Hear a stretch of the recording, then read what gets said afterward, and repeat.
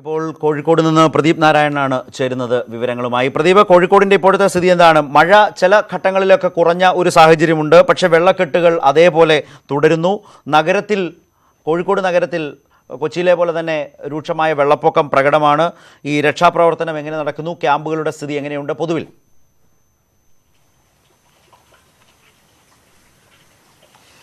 ശരത്ത്, തീർച്ചയായും മഴ അല്പം ശമനമുണ്ട്. ഇന്ന് വളരെ കുറച്ച് മഴ മാത്രമേ ഈ സമയം വരെയും കോഴിക്കോട് ലഭിച്ചിട്ടുള്ളൂ. എങ്കിൽ പോലും ശരത് സൂചിപ്പിച്ചതുപോലെ കോഴിക്കോട് നഗരത്തിൽ ഉൾപ്പെടെ വെള്ളക്കെട്ടുകളാണ് ഏറെ ജനങ്ങൾക്ക് പ്രയാസവും ദുരിതവുമാകുന്നത്. വെള്ളക്കെട്ടുകൾ കഴിഞ്ഞ 2 ദിവസമായി ഈ വെള്ളക്കെട്ട് ഇതേ രീതിയിൽ തുടരുകയാണ്. കോഴിക്കോട് നഗരത്തിൽ ഉൾപ്പെടെ ചിലയിടങ്ങളിൽ മാത്രമാണ് വെള്ളം ഇറങ്ങിപ്പോയിട്ടുള്ളത്. ബാക്കിയുള്ള റെസിഡൻഷ്യൽ ഏരിയ ഉൾപ്പെടെയുള്ള സ്ഥലങ്ങളിലൊക്കെ തന്നെയും വെള്ളം അതുപോലെ തന്നെ കെട്ടിക്കിടക്കുകയാണ്. വെള്ളം ഇറങ്ങാത്തതുകൊണ്ട് തന്നെ ആളുകൾക്ക് തിരിച്ചു വരാൻ സാധിക്കാത്ത ഒരു സാഹചര്യമുണ്ട്. കോഴിക്കോട് ജില്ലയിൽ ആകെ 266 ക്യാമ്പുകളാണ് ഇതുവരെയും പ്രവർത്തിക്കുന്നുള്ളത്. ഇവിടങ്ങളിലേക്ക് എത്തപ്പെട്ട ആളുകൾ അധികവും എത്തപ്പെട്ടത് ഉരുൾപൊട്ടൽ, മണ്ണിടിച്ചൽ, മലവെള്ളപ്പാച്ചൽ, അതിനൊപ്പം ഈ വെള്ളക്കെട്ടും കൂടി വന്നതോടുകൂടിയാണ് ആളുകളുടെ എണ്ണം ക്യാമ്പുകൾ ഇത്ര കണ്ട് വർദ്ധിച്ചത്. ഇവർക്കിനി തിരിച്ചു പോകണമെങ്കിൽ വെള്ളം പൂർണ്ണമായും ഇറങ്ങിയേ മതിയാകൂ. അതിന് ഇനിയും സമയമെടുക്കും. കോഴിക്കോടിൻ്റെ സാഹചര്യം പറയുകയാണെങ്കിൽ വെള്ളം ഒഴുകിപ്പോകാത്ത ഒരു സ്ഥിതിയാണ്. അങ്ങനെ തന്നെ കെട്ടിക്കിടക്കുന്ന ഒരു സാഹചര്യമാണ്. ഞാനിപ്പോൾ നിൽക്കുന്ന കുളങ്ങര പീടികയിൽ അടക്കം ഇവിടെ ഈ പ്രദേശത്ത് മാത്രം 30ഓളം വീടുകൾ ഈ ഒരു ദേശത്ത് ആകെ ഇങ്ങനെ വെള്ളത്തിലാണ്. ഇവിടെ ഒരു ചേട്ടനുണ്ട്. ചേട്ടാ, നിങ്ങൾ എപ്പോഴാണ് ഈ വെള്ളക്കെട്ടുണ്ടായത്? 2 ദിവസം ഇത്രയും ലെവലിലാണോ? എല്ലാത്തിനും കൂടി അരക്കട്ടം വെള്ളം ഉണ്ടായിരുന്നു. എല്ലാവരും ക്യാമ്പിലാണ്. സാധനങ്ങളൊക്കെ മാറ്റാൻ പറ്റിയിട്ടുണ്ടോ? സാധനം കുറച്ച് സാധനമൊക്കെ വീണ്ടും ഉള്ളിലുള്ളത് കട്ടുമ്പോ കയറ്റിയിട്ടാണ്. ബാക്കിയുള്ള സാധനമൊക്കെ കുറെ നനഞ്ഞിക്കാണ്. എൻ്റെ ഉള്ളിൽ തന്നെ ഉള്ള ഒക്കെ ബാക്കിയുള്ള സാധനമൊക്കെ വീടിൻ്റെ ഉള്ളിൽ തന്നെയാണ് നനഞ്ഞിട്ട് നിൽക്കാൻ. ശരത്, ഇവർ പറയുന്നത് പോലെ രാത്രിയിലാണ് ഇവിടെ വെള്ളം കയറിയത്. ഇത് ഇനിയും ഇറങ്ങിയിട്ടില്ല. നേരത്തെ അരപ്പൊക്കം വെള്ളമുണ്ടായിരുന്നു. ഇപ്പോൾ അല്പം മാത്രമാണ് കുറച്ച് വെള്ളം ഇറങ്ങി. ഇത്തരത്തിൽ ഏറെ മലയോര ജനതയും ഒപ്പം എല്ലാ മേഖലയിലും കോഴിക്കോട് പ്രയാസം അനുഭവിക്കുന്ന ഈ വെള്ളക്കെട്ട് തന്നെയാണ്. മലയോരത്തുൾപ്പെടെ ക്യാമ്പുകളിലേക്ക് ഇപ്പോഴും ആളുകൾ എത്തുന്നു എന്ന് തന്നെയാണ് പറയുന്നത്. മാവൂർ, ചാത്തമംഗലം ഉൾപ്പെടെയുള്ള സ്ഥലങ്ങളിലെല്ലാം ഇങ്ങനെ വെള്ളക്കെട്ടുകൾ കാണാം. വെള്ളം ഏതായാലും പ്രദീപ് സൂചിപ്പിച്ച പോലെ ഇപ്പോഴും വെള്ളക്കെട്ടുകൾക്ക് ഒരു കുറവും വന്നിട്ടില്ല. ചെറിയ തോതിൽ മഴ മാറി നിൽക്കുന്നതായ സൂചന പലപ്പോഴും ഉണ്ട്. എങ്കിലും കോഴിക്കോട് അതേപടി തുടരുകയാണ്. പുതിയ കാലാവസ്ഥ പ്രവചനം യഥാർത്ഥത്തിൽ കോഴിക്കോടിനെ ഏത് നിലയിലായിരിക്കും ബാധിക്കുക? വീണ്ടും മഴയുണ്ടാകും എന്ന പ്രവചനം യഥാർത്ഥത്തിൽ ഇപ്പോഴത്തെ വലിയ പ്രതീക്ഷകൾക്ക് മേലുള്ള കരിനിഴൽ തന്നെയാണ്. പ്രദീപാണ് വിവരങ്ങൾ ഇപ്പോൾ നൽകിയത്. ഇപ്പോൾ എറണാകുളത്ത് നിന്ന് സജിത്ത് ചേരുകയാണ്. സജിത്ത് ഇപ്പോൾ ഉള്ളത് ഇടപ്പള്ളിയിലാണ്. സജിത്ത്, കൊച്ചി നഗരത്തിൻ്റെ ഒരു കവാടമായി കണക്കാക്കാം കളമശ്ശേരിയും കഴിഞ്ഞ് ഇങ്ങോട്ടേക്ക് വരുമ്പോൾ ഇടപ്പള്ളി. എന്താണ് സ്ഥിതി? കൊച്ചി നഗരമാകെ പരിശോധിച്ചാൽ ഇപ്പോൾ തന്നെ ഈ എറണാകുളത്തിൻ്റെ ആലുവ, പറവൂർ, ദേശമംഗലം, ചേന്ദമംഗലം, അതുപോലെ മാഞ്ഞാലി, ഏലൂർ ഭാഗത്തൊക്കെ എല്ലാം വെള്ളത്തിനടിയിലാണ്. ഈ സജിത്ത് നിൽക്കുന്ന പ്രദേശം, ആ ഭാഗം, അതുപോലെ കൊച്ചി നഗരം ഒക്കെ എങ്ങനെയുണ്ട്?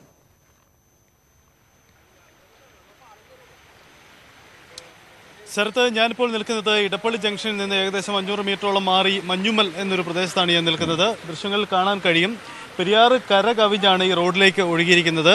അത്രയധികം ഭീകരമാണ് ഇവിടുത്തെ അവസ്ഥ.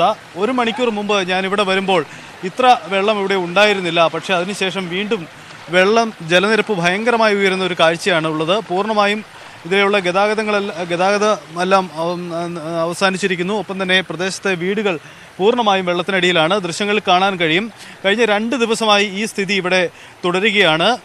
ഇന്ന് രാവിലെയോടുകൂടി വീണ്ടും ജലനിരപ്പ് ഉയരുകയായിരുന്നു. ഇപ്പോൾ ശക്തമായൊരു പ്രശ്നമാണ് ഇവിടെ നേരിടുന്നത്. ഇതിൻ്റെ ഒരു പ്രത്യേകത ചൂണ്ടിക്കാണിക്കാൻ കഴിയുന്നത് എറണാകുളം നഗരത്തിലേക്ക്, കൊച്ചി നഗരത്തിലേക്കുള്ള ഒരു കവാടം, അതായത് കൊച്ചി നഗരത്തിലേക്ക് വെള്ളം പെരിയാറിൽ നിന്ന് പോകുന്ന ഉപനദികളുടെ ഒരു ഭാഗമാണ് ഇവിടെ നിന്ന് വേണം കൊച്ചിയിലെ പെരണ്ടൂർ കനാൽ അടക്കമുള്ള ഇടങ്ങളിലേക്ക് വെള്ളം കയറി പോകുന്നത്. അതുകൊണ്ട് സ്വാഭാവികമായും ഇവിടെ ജലനിരപ്പ് ഉയരുന്നത് കൊച്ചി നഗരത്തെയും ബാധിക്കും.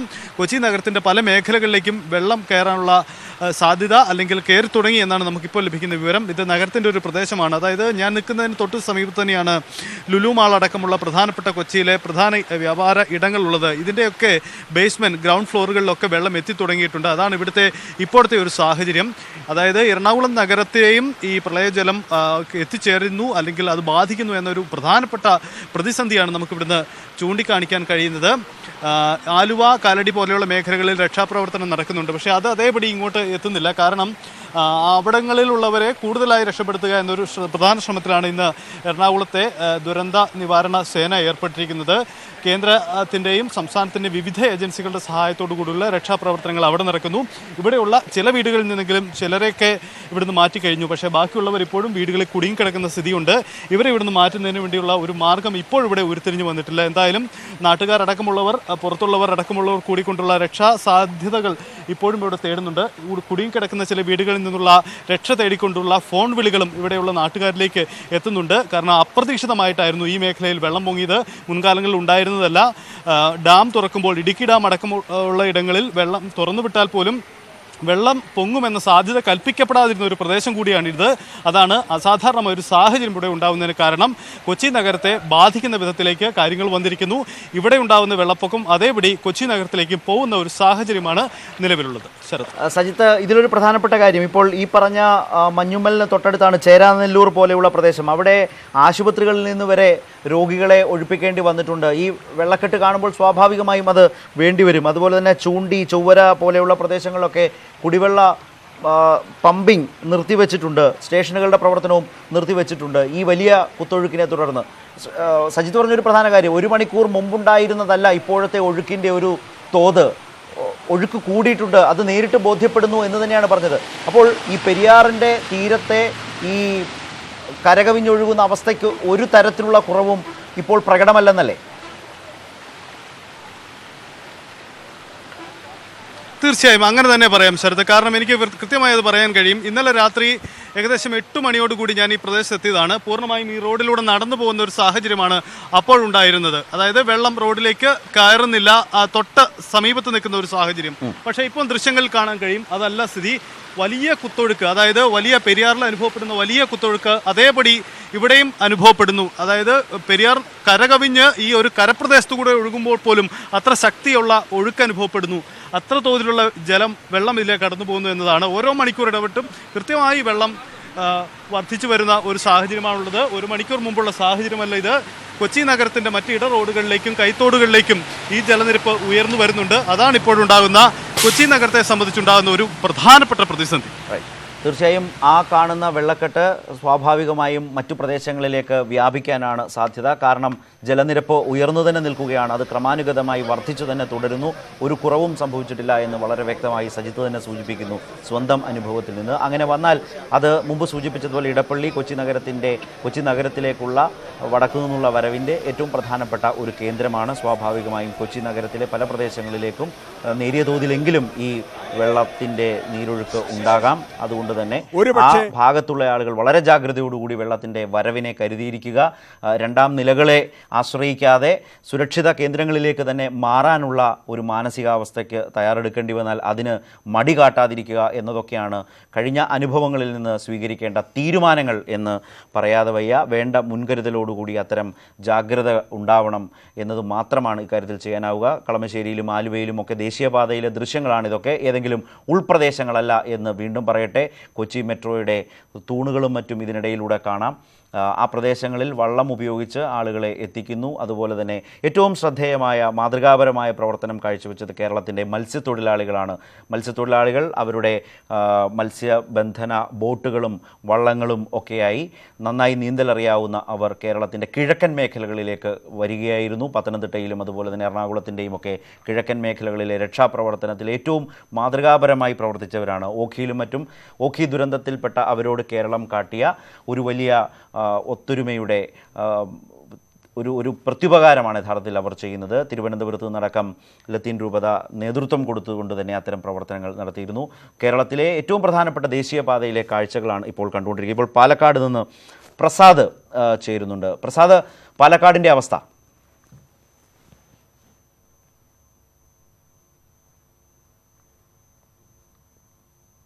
ഇപ്പം ആശ്വാസമുള്ള ദിവസമാണ് എന്ന് തന്നെ പറയാം. മഴ രാവിലെ മുതൽ തന്നെ വളരെ കുറവാണ്. ഉൾപ്രദേശങ്ങളിൽ, അതായത് നെന്മാറ പോലെയുള്ള സ്ഥലങ്ങളിൽ രാവിലെ കുറച്ച് മഴയുണ്ടെങ്കിൽ പോലും പൊതുവെ നോക്കുകയാണെങ്കിൽ മഴ കുറവാണ് എന്ന് തന്നെയാണ്. അത് തന്നെയാണ് വലിയ ആശ്വാസം നൽകുന്നത്. കാരണം പല സ്ഥലങ്ങളിലും വെള്ളം ഇറങ്ങി തുടങ്ങിയിട്ടുണ്ട്. ഞാനിപ്പോൾ നിൽക്കുന്നത് കൽപ്പാത്തി പുഴയിലാണ്. നേരത്തെ ഇപ്പോഴും വെള്ളത്തിന്റെ ഒഴുക്കുണ്ടെങ്കിൽ പോലും ഇതിനേക്കാൾ കൂടുതൽ നമുക്ക് അവിടെ കാണാം ആ വീടുകളെല്ലാം തന്നെ ഏറെക്കുറെ മൂടുന്ന അവസ്ഥയിലായിരുന്നു നേരത്തെ വെള്ളം പോയിരുന്നതെങ്കിലും അതെല്ലാം തന്നെ അതിന്റെ ജലനിരപ്പെല്ലാം തന്നെ കുറഞ്ഞിട്ടുണ്ട്.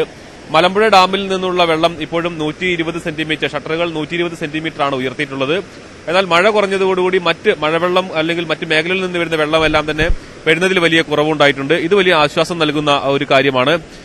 അട്ടപ്പാടി പോലെയുള്ള സ്ഥലങ്ങളിലാണ് ഇപ്പോൾ ഏറ്റവും കൂടുതൽ പ്രശ്നം നിലനിൽക്കുന്നത്. കാരണം ഈ മേഖലയിലേക്കുള്ള റോഡ് പൂർണ്ണമായും തകർന്നിട്ടുണ്ട്. അട്ടപ്പാടി ചുരത്തിൽ ഒരു 3 ദിവസമെങ്കിലും ചുരുങ്ങിയത് ഈ മേഖലയിലേക്കുള്ള റോഡ് പുനഃസ്ഥാപിക്കാൻ വേണം എന്നുള്ളതാണ്. നെല്ലിയാമ്പതിയിലും സമാന അവസ്ഥ തന്നെയാണുള്ളത്.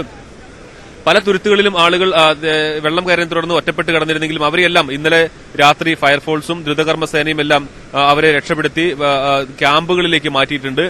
ഇനി ആനക്കര പോലെയുള്ള സ്ഥലങ്ങളിൽ, തൃത്താല, ആനക്കര പോലെയുള്ള സ്ഥലങ്ങളിൽ ഇപ്പോൾ വെള്ളം കയറുന്നു, വീടുകളിലേക്കും മറ്റും വെള്ളം കയറുന്നു എന്നുള്ളതാണ് ഏറ്റവും ഒടുവിലത്തെ വാർത്ത. പക്ഷേ അവരെയെല്ലാം രക്ഷപ്പെടുത്താൻ കഴിയുന്ന ഒരു അപകടകരമായ ഒരു സാഹചര്യം നിലവിലില്ല. ഇന്നലെ നെന്മാറയിലും മണ്ണാർക്കാടും ഉരുൾപൊട്ടൽ നടന്നിരുന്നു. നെന്മാറയിൽ ഉരുൾപൊട്ടലിൽ കാണാതായവർക്ക് വേണ്ടിയുള്ള തിരച്ചിൽ ഇന്നും നടത്തുന്നുണ്ട്. ദ്രുതകർമ്മസേനയും ഫയർഫോഴ്സും പോലീസും എല്ലാം നെന്മാറയിലും മണ്ണാർക്കാട് കരടിയോടുമെല്ലാം തന്നെ ഇവർക്ക് വേണ്ടിയുള്ള തിരച്ചിൽ നടത്തുന്നുണ്ട്. ഏറ്റവും പ്രധാനപ്പെട്ടത് പാലക്കാട്ടെ റോഡ് ഗതാഗതം ഏറെക്കുറെ സ്തംഭനാവസ്ഥയിലാണ് എന്നുള്ളതാണ്. അട്ടപ്പാടി, നെല്ലിയാമ്പതി, പട്ടാമ്പി തുടങ്ങിയ സ്ഥലങ്ങളിലൂടെയെല്ലാം, കുതിരാൻ തുടങ്ങിയ സ്ഥലങ്ങളിലെല്ലാം തന്നെ റോഡ് ഗതാഗതം തടസ്സപ്പെട്ടിരിക്കുന്നു. ഈ മേഖലകളിലേക്കൊന്നും പോകാൻ കഴിയാത്ത ഒരു സാഹചര്യമുണ്ട്. അട്ടപ്പാടിയിൽ നിന്നും പുറത്തേക്ക് പോകണമെങ്കിൽ കോയമ്പത്തൂർ വഴി ആശ്രയിക്കേണ്ടതുണ്ട്. പട്ടാമ്പി പാലം നിറഞ്ഞതോടുകൂടി ഷൊർണൂർ വഴിയാണ് പിന്നെ ആശ്രയിക്കുക. കുതിരാൻ പൂർണ്ണമായും അടഞ്ഞ ഒരു സാഹചര്യമാണുള്ളത്. അതുകൊണ്ട് തന്നെ ജില്ലയിൽ നിന്നും മറ്റ് ഭാഗങ്ങളിലേക്ക് പോകുന്നതിന് ഉള്ള വലിയ തോതിലുള്ള പ്രശ്നം, ഗതാഗത തടസ്സമാണ് ഉള്ളത്. ഏറ്റവും കൂടുതൽ പാലക്കാട് ജില്ല ഇപ്പോൾ നേരിടുന്ന ഏറ്റവും വലിയ പ്രശ്നം റോഡ് ഗതാഗതം ഏറെക്കുറെ പൂർണ്ണമായും സ്തംഭനാവസ്ഥയിലാണ് എന്നുള്ളതാണ്. പ്രസാദ്, ഇപ്പോൾ അക്കമിട്ട് നിരത്തിയത് പാലക്കാടിന്റെ ഗതാഗത സ്തംഭനം ഏതൊക്കെ മേഖലകളിൽ എങ്ങനെയാണ് എന്നാണ്. ഒരു മാറ്റവുമില്ലാതെ തുടരുകയാണ്. സ്വാഭാവികമായും ആ സ്തംഭനം മാറാൻ കഴിയുന്ന നിലയിലേക്ക് ജില്ല പൂർണ്ണമായ തോതിൽ തിരിച്ചു വരാനായിട്ടില്ല. വലിയൊരു പ്രളയത്തിൽ വലിയൊരു തിരിച്ചടിയിൽ അമർന്നു നിൽക്കുകയാണ്. മഴയ്ക്കൊരു ചെറിയ കുറവുണ്ട്, മഴ പെയ്തില്ല എന്ന ആശ്വാസം മാത്രമാണ് പ്രസാദ് പറഞ്ഞതിലാകെ പ്രത്യേകമായി ഓർത്തുവെക്കാനാവുക. ബാക്കിയെല്ലാം പതിവ് പോലെ തന്നെ അതേ നിലയിൽ തുടരുന്ന അവസ്ഥ. പത്തനംതിട്ട മറ്റൊരു പ്രധാനപ്പെട്ട ജില്ലയാണ്. ആയിരക്കണക്കിന് ആളുകൾ ഇപ്പോഴും രക്ഷാപ്രവർത്തകരെ തേടി വലിയ വെള്ളത്തിൽ ജീവൻ കയ്യിൽ പിടിച്ചു നിൽക്കുന്ന അവസ്ഥയാണ്. റാന്നി താലൂക്ക് ഏതാണ്ട് പൂർണ്ണമായും വെള്ളത്തിലാണ് എന്ന് പറയാവുന്ന പ്രദേശം. കോഴഞ്ചേരി താലൂക്കിൻ്റെ മിക്ക ഭാഗങ്ങൾ, ആറന്മുള, പത്തനംതിട്ട ടൗണിലേക്ക് വെള്ളം കയറുന്ന സാഹചര്യം. ഏറ്റവും അധികം സൈന്യത്തിൻ്റെ സേവനം അനിവാര്യമായ ഒരു മേഖലയാണ്. ഇന്നത് കൂടിയിട്ടുണ്ട്. അവിടെ നിന്നുള്ള വിവരങ്ങളാണ് പത്തനംതിട്ടയിൽ നിന്ന് കിട്ടാനുള്ളത്. അവിടേക്ക് പോകും മുമ്പ് കോട്ടയത്തെ വിവരങ്ങൾ എന്താണ് എന്ന് നോക്കാം. തീർച്ചയായും മണിമലയാറും അതിൻ്റെ മീനച്ചിലാറും ഒക്കെ ഒഴുകുന്ന ഒരു പ്രദേശത്തിൻ്റെ തുടർച്ച, കോട്ടയത്തിൻ്റെ കിഴക്കൻ മേഖലകൾ എങ്ങനെ എന്നത് ഒക്കെയുണ്ട്. ശ്രീജിത്തിൻ്റെ റിപ്പോർട്ട് ഒന്ന് കാണാം. കോട്ടയം വീണ്ടും പ്രളയക്കെടുതിയിലേക്ക് എത്തുകയാണ്. കോട്ടയം നഗരത്തിലേക്കും വെള്ളം കയറാൻ തുടങ്ങിയിരിക്കുന്ന ഒരു കാഴ്ചയാണ് കാണാൻ സാധിക്കുന്നത്. ഇത് നാഗമ്പടത്തെ കാഴ്ചയാണ്. നാഗമ്പടത്ത് നെഹ്റു സ്റ്റേഡിയം അടക്കമുള്ള മേഖലകൾ, നാഗമ്പടം ബസ് സ്റ്റാൻഡ് അടക്കമുള്ള മേഖലകളിലേക്ക് വെള്ളം എത്തിയിരിക്കുന്നു. ഇത് കോട്ടയത്തെ ഏറ്റവും പ്രധാനപ്പെട്ട ഒരു വഴിയാണ്. ഇവിടെയും ഏതാണ്ട് വെള്ളം കയറിയിരിക്കുന്നു എന്നുള്ളതാണ് എടുത്തു പറയേണ്ടത്. ബസ് സ്റ്റാൻഡിലടക്കം സർവീസുകളെ ബാധിക്കുന്ന തരത്തിലേക്കാണ് കാര്യങ്ങൾ പോയിക്കൊണ്ടിരിക്കുന്നത്. നഗരത്തിന്റെ ചുറ്റുവട്ടമുള്ള പല പ്രദേശങ്ങൾ, ഇറഞ്ഞാൽ അടക്കമുള്ള മേഖലകളിലും ഈ വെള്ളപ്പൊക്കം എത്തിയിരിക്കുന്ന ഒരു സ്ഥിതിയാണ് ഉള്ളത്. കുമരകം റോഡിലേക്ക് ഗതാഗതം തടസ്സപ്പെട്ടിരിക്കുന്ന ഒരു സാഹചര്യമാണ് ഉള്ളത്. ചേട്ടാ, എങ്ങനെയാണ്, ഏതൊക്കെ മേഖലയിലാണ് വെള്ളമുള്ളത്? കോട്ടയം ടൗൺ കംപ്ലീറ്റ് വെള്ളമാണ്. ചങ്ങനാശ്ശേരി റൂട്ടിൽ വണ്ടി ഓടുന്നില്ല, മുണ്ടക്കയം റൂട്ടിൽ ബസ് ഓടുന്നില്ല, കുമരകം റൂട്ടിൽ ബസ് ഓടുന്നില്ല, പരിപ്പ് റൂട്ടിൽ ബസ് ഓടുന്നില്ല. നമ്മുടെ ബസ് സ്റ്റാൻഡ് രാവിലെ 6:30 വരെ കുറച്ച് വെള്ളമുണ്ട്. 6:30ക്ക് ശേഷം ഇപ്പോൾ ഈ സമയത്ത് വെള്ളം 2 അടി വെള്ളം മുങ്ങിയിട്ടുണ്ട്. വെള്ളം ഉയരുന്ന ഒരു സ്ഥിതി തന്നെയാണ് ഉള്ളത് എന്ന് തന്നെയാണ് ഇവരൊക്കെയും അവരുടെ അനുഭവങ്ങളിൽ നിന്ന് പറയുന്നത്. പല മേഖലയിലും ഗതാഗതം സ്തംഭിച്ചിരിക്കുകയാണ് കോട്ടയത്ത്.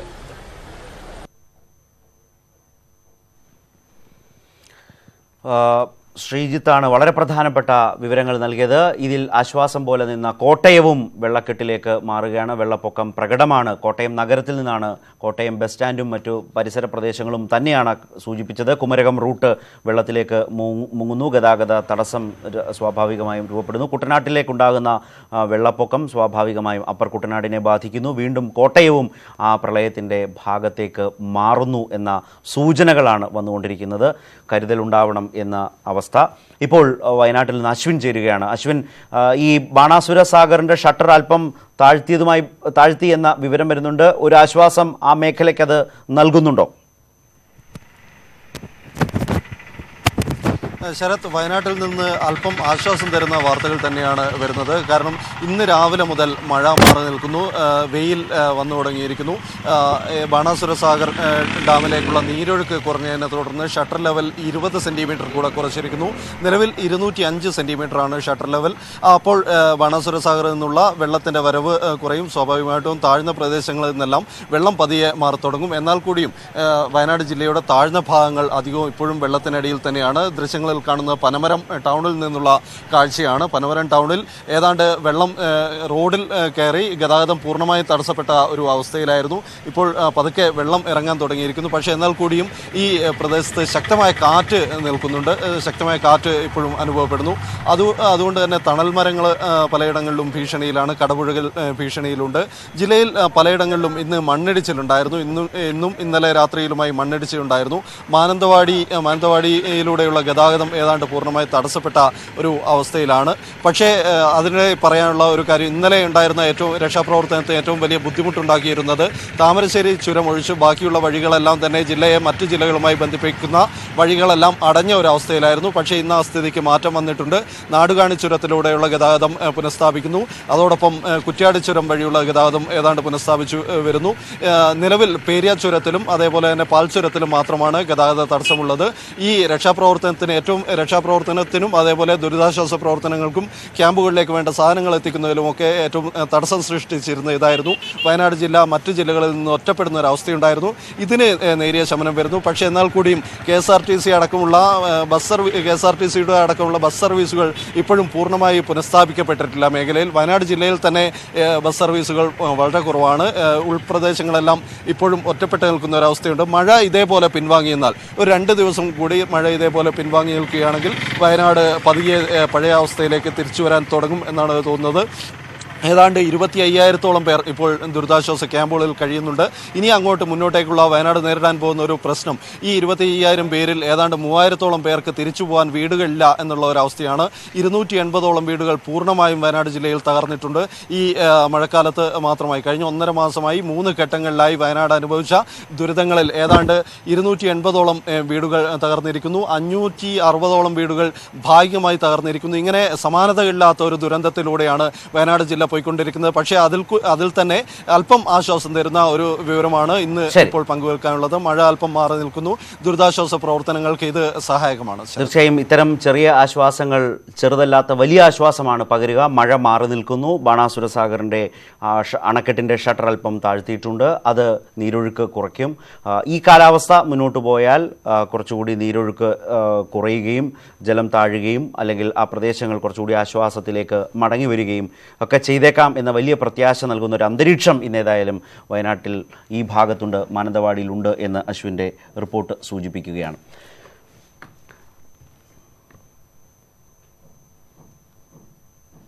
മുൻപ് സൂചിപ്പിച്ചതുപോലെ പത്തനംതിട്ടയിലെ വിവിധ പ്രദേശങ്ങളിൽ കുടുങ്ങിയവരെ രക്ഷപ്പെടുത്താനുള്ള ശ്രമങ്ങൾ തുടരുകയാണ്. ബോട്ടുകളിൽ കയറ്റിയ ആളുകളെ പുറത്തെത്തിക്കാനാണ് ശ്രമം. അച്ചൻകോവിലാർ കരയിലേക്ക് ഒഴുകിയതോടെ വിവിധ പ്രദേശങ്ങൾ വെള്ളത്തിനടിയിലായി. പന്തളത്തും മാത്രം 12 ദുരിതാശ്വാസ ക്യാമ്പുകൾ പെട്ടെന്ന് തുറക്കേണ്ടി വന്നു. സംസ്ഥാന പാതയിൽ തിരുവല്ലയിലും പന്തളത്തും വെള്ളം കയറിയതോടെ ഗതാഗതം പൂർണ്ണമായും സ്തംഭിച്ചു.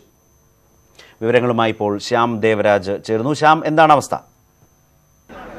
ഞാനിപ്പോഴും ഉള്ളത് പത്തനംതിട്ട ജില്ലയുടെ ഭാഗമായ പന്തളത്താണ്.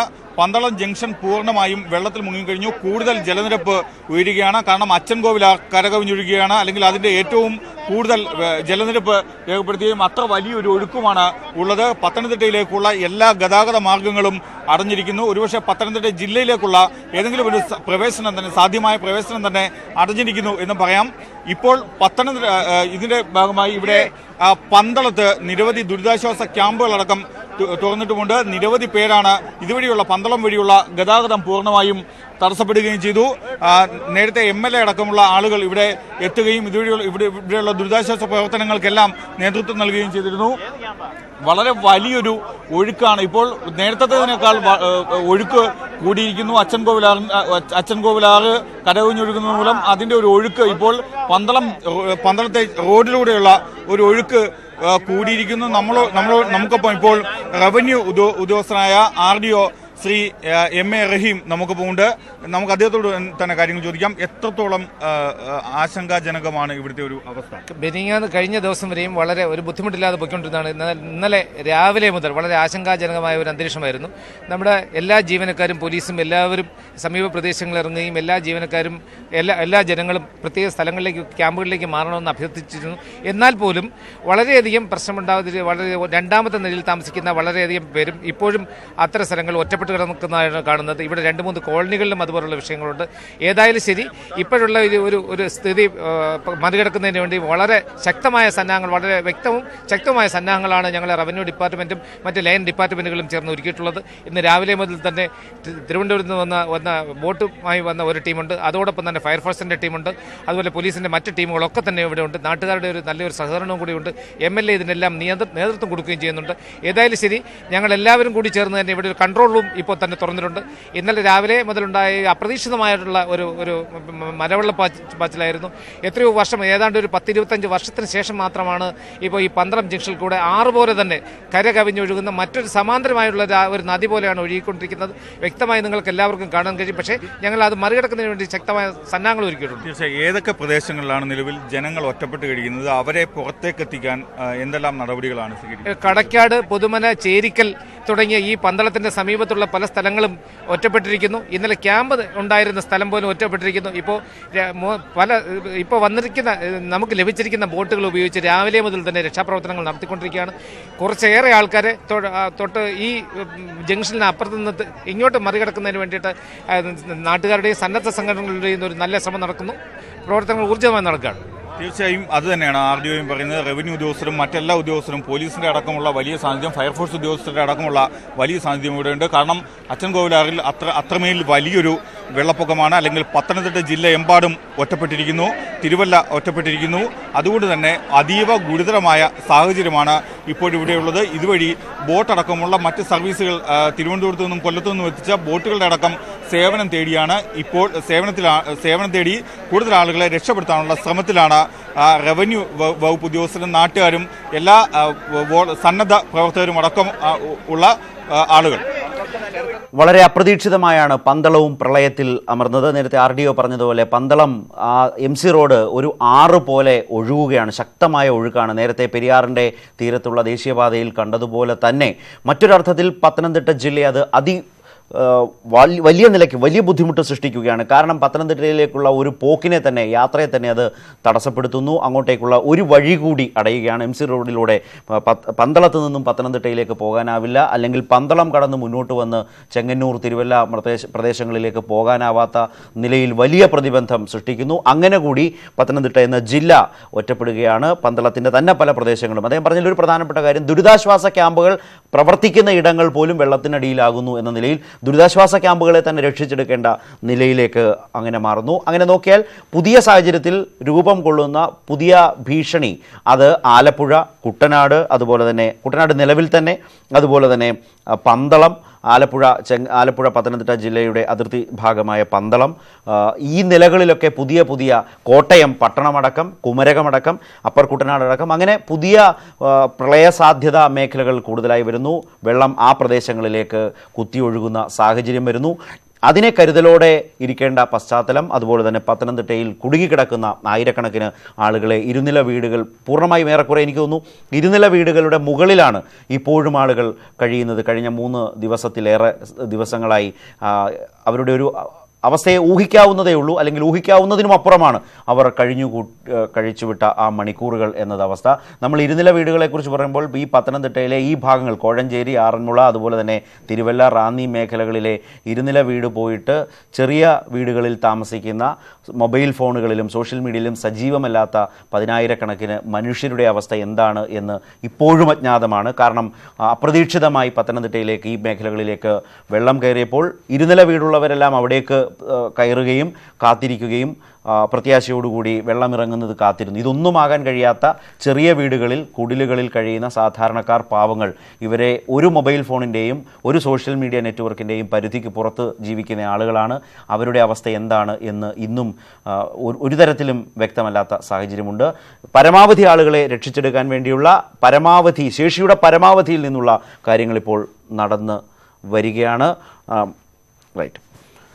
ഇപ്പോൾ ടെലിഫോൺ ലൈനിൽ പറവൂർ മുനിസിപ്പൽ കൗൺസിലർ ഷൈൻ ചേരുന്നുണ്ട്. ഷൈൻ, പുതിയൊരു പ്രതിസന്ധി രൂപപ്പെട്ടു വരുന്നത്, ഏറ്റവും ശക്തമായി വരുന്നത് നിങ്ങളുടെ പ്രദേശം തന്നെയാണ്, പറവൂരാണ്. അവിടെ തന്നെ അല്പം മുമ്പ് അത്താണിയിലെ മെഡിക്കൽ കോളേജിൽ 200ഓളം വിദ്യാർത്ഥികൾ കുടുങ്ങിക്കിടക്കുന്ന വിവരം രക്ഷിതാക്കൾ തന്നെ ഞങ്ങളുമായി പങ്കുവച്ചിരുന്നു. എങ്ങനെയുണ്ട് പറവൂരിൻ്റെ പ്രദേശങ്ങളാകെ? ഇപ്പോഴത്തെ ഏറ്റവും പുതിയ അവസ്ഥ എന്താണ് ജനജീവിതവുമായി ബന്ധപ്പെട്ട്? പറവൂര് അടിയന്തരമായിട്ട് രക്ഷാപ്രവർത്തനം, ഗവൺമെന്റിന്റെ നേതൃത്വത്തിലുള്ള രക്ഷാപ്രവർത്തനം അടിയന്തരമായിട്ട് എത്തിക്കേണ്ടതുണ്ട്. കാരണം അവിടുത്തെ സാധാരണ ജനങ്ങൾക്ക് രക്ഷിക്കാൻ പറ്റാത്ത അവസ്ഥയിലേക്ക് കാര്യങ്ങൾ പോയിക്കൊണ്ടിരിക്കുകയാണ്. അതുപോലെ തന്നെ പറവൂർ ടൗൺ കേന്ദ്രീകരിച്ചാണ് കുറെ സ്കൂളുകളിൽ ദുരിതാശ്വാസ ക്യാമ്പുകൾ തുടങ്ങിയിട്ടുള്ളത്. പറവൂർ ടൗണിന് ചുറ്റുമുള്ള പ്രദേശങ്ങൾ വെള്ളത്തിൽ മുങ്ങിക്കൊണ്ടിരിക്കുകയാണ്. അതുപോലെ തന്നെ ചില സ്ഥലങ്ങളിൽ ആളുകൾ കുടുങ്ങിക്കിടക്കുന്നുണ്ട്. അത് ഒന്ന് 31 സർവീസ് സഹകരണ ബാങ്ക് ഓഡിറ്റോറിയം, 31 വടക്കേക്കര, അതൊക്കെ താഴ്ച സ്ഥലങ്ങളാണ്.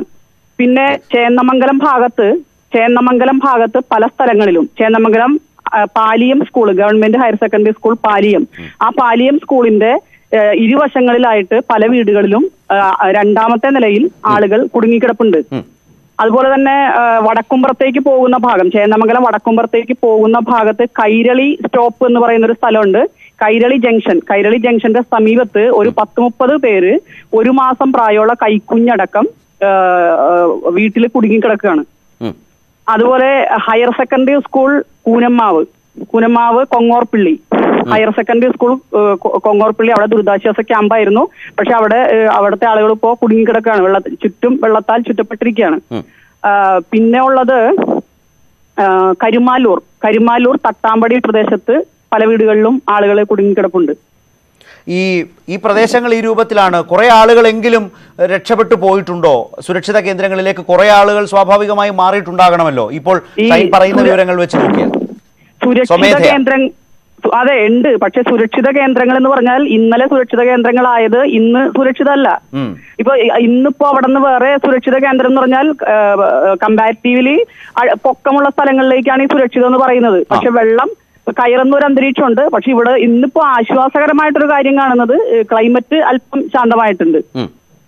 പക്ഷെ എങ്കിലും ഈ വീടുകളുടെ ഉള്ളിൽ കുടുങ്ങി കിടക്കുന്നവരെ സംബന്ധിച്ച് അവർ കുറച്ചും കൂടി പാനിക്കാണ്.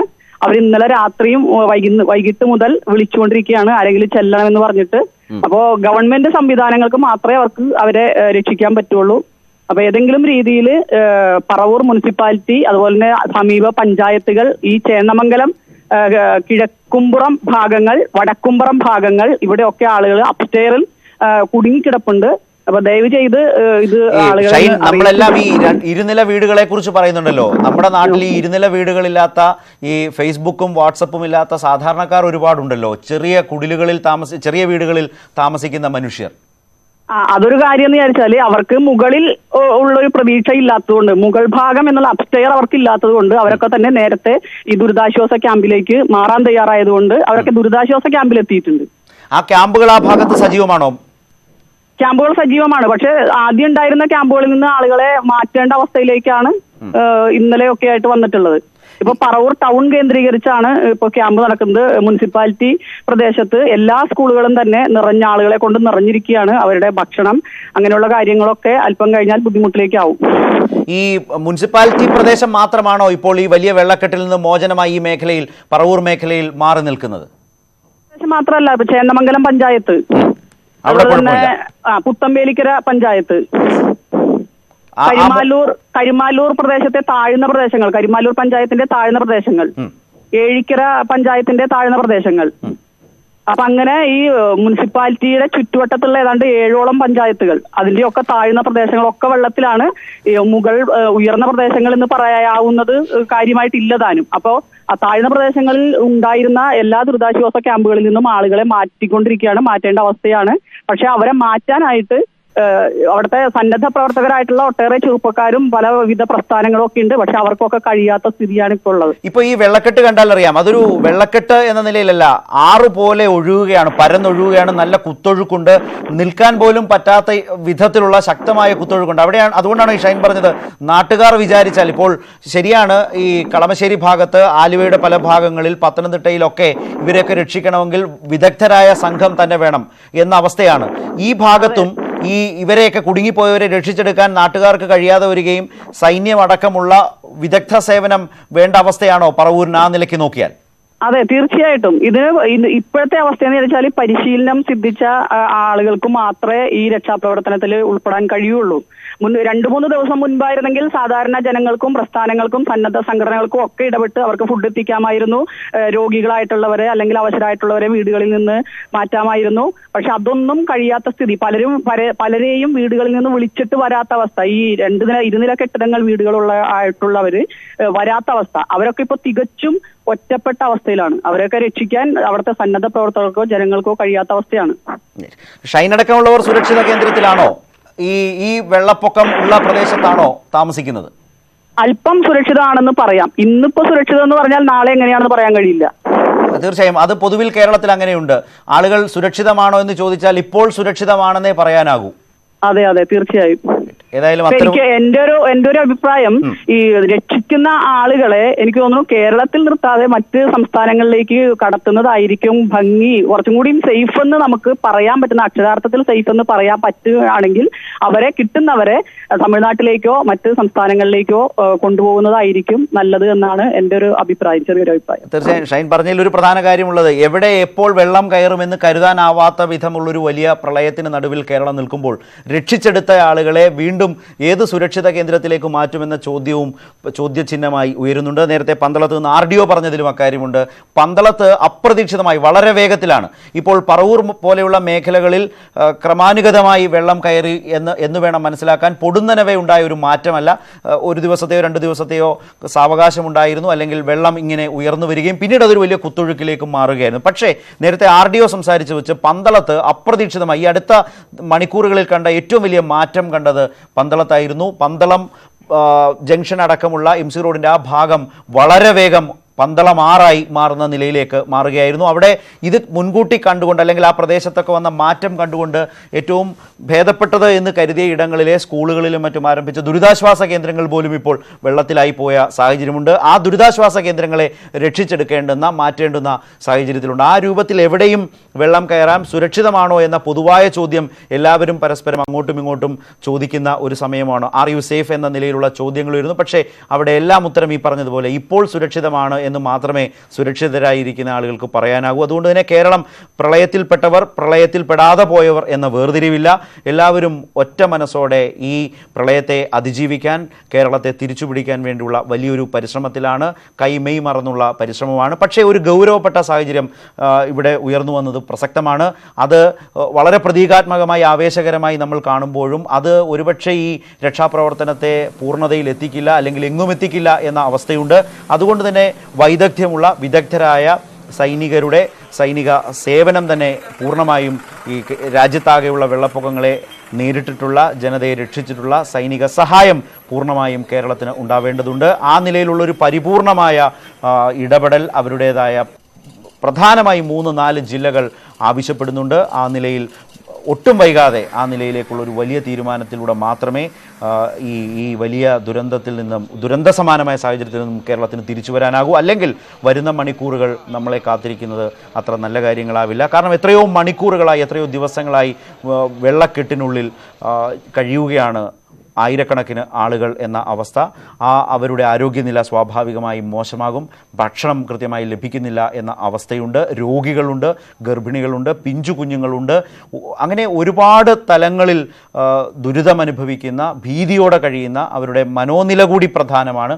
ആ നിലയിൽ വളരെ വേഗത്തിൽ അവരെ ഒഴിപ്പിച്ച് രക്ഷാകേന്ദ്രങ്ങളിലേക്ക് മാറ്റണമെങ്കിൽ സമാനതകളില്ലാത്ത ഒരു നടപടി തന്നെ ആവിഷ്കരിക്കേണ്ടി വരും എന്ന യാഥാർത്ഥ്യം. മുഖ്യമന്ത്രിയുടെ നേതൃത്വത്തിൽ ഇതടക്കം പരിഗണിച്ചുകൊണ്ട് രാവിലെ ഉന്നതതല യോഗം ചേർന്നു. പ്രതിരോധ മന്ത്രിയുമായി മുഖ്യമന്ത്രി സംസാരിച്ചു. കൂടുതൽ ഹെലികോപ്റ്ററുകൾ കേരളത്തിന് അനുവദിച്ചു എന്ന് നിർമ്മലാ സീതാരാമൻ തന്നെ ട്വീറ്റ് ചെയ്തു.